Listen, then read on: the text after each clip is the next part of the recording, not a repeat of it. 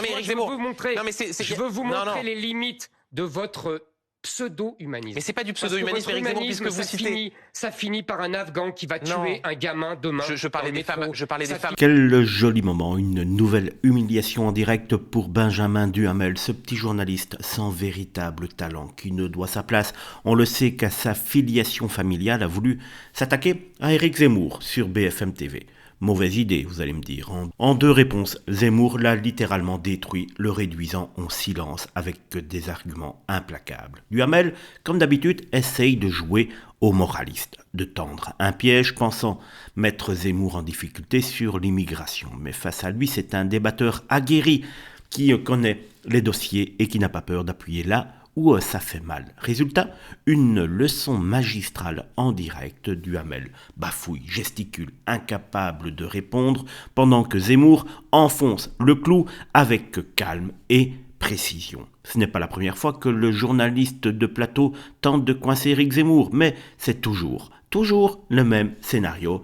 Ils ressortent ridiculisés, écrasés par la puissance des arguments de Zemmour. Cette scène en est encore une preuve éclatante. Alors, combien de temps encore ces pseudo-journalistes vont-ils continuer à s'humilier publiquement ?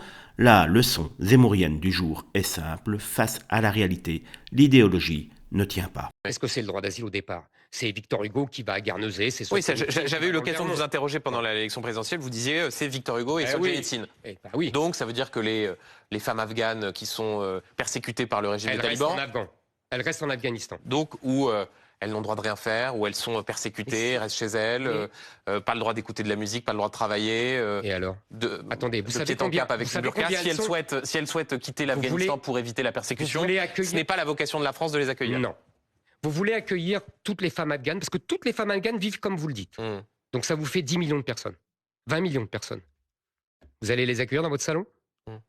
Non, mais c'est assez étonnant, Éric Zemmour. Moi aussi, je veux vous montrer, je veux vous montrer les limites de votre pseudo-humanisme. Mais c'est pas du pseudo-humanisme, Éric Zemmour, puisque vous citez. Ça finit par un Afghan qui va tuer un gamin demain. Je parlais des femmes afghanes, Éric Zemmour. Je parlais des femmes afghanes. Les femmes afghanes, elles ont des enfants. Et je